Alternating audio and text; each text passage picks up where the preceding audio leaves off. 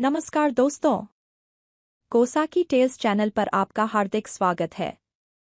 कृपया इस चैनल को सब्सक्राइब करें ताकि आप ऐसी और मनोरंजक कहानियां सुन सकें।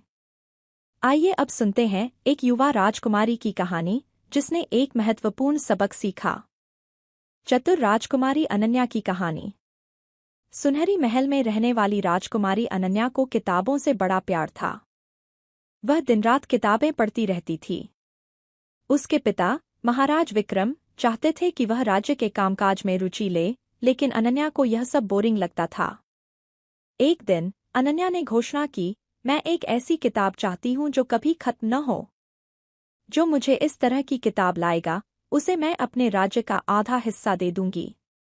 यह सुनकर राज्य के सभी विद्वान और लेखक परेशान हो गए। वे जानते थे कि ऐसी कोई किताब नहीं हो सकती। महाराज विक्रम भी चिंतित थे। तभी मंत्री सुधीर ने एक योजना बनाई।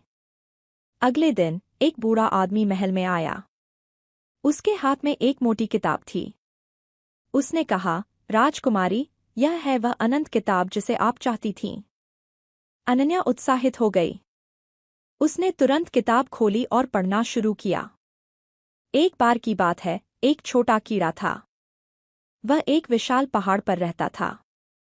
उस पहाड़ को पार करने के लिए कीड़े ने पहला कदम उठाया, फिर दूसरा कदम, फिर तीसरा कदम। अनन्या पढ़ती गई, लेकिन कहानी आगे नहीं बढ़ी। हर पन्ने पर बस कीड़े के कदमों का वर्णन था। एक दिन गुजर गया, फिर 2 दिन, फिर 1 हफ्ता। अनन्या थक गई, लेकिन किताब खत्म नहीं हुई। आखिरकार उसने हार मान ली और किताब बंद कर दी। तभी बूढ़े आदमी ने अपना भेष उतारा। वह कोई और नहीं बल्कि मंत्री सुधीर थे। सुधीर ने समझाया, राजकुमारी, जैसे इस किताब का कोई अंत नहीं, वैसे ही ज्ञान का भी कोई अंत नहीं होता। लेकिन सिर्फ किताबें पढ़ने से काम नहीं चलेगा।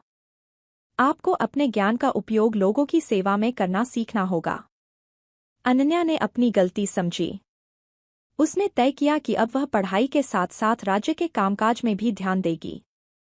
धीरे-धीरे वह एक बुद्धिमान और लोकप्रिय शासक बन गई।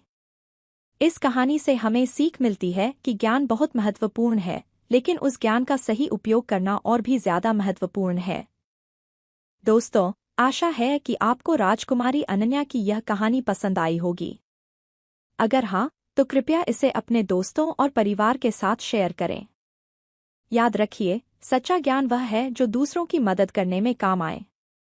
अगली कहानी तक के लिए अलविदा, और हाँ, कोसाकी टेल्स चैनल को सब्सक्राइब करना न भूलें।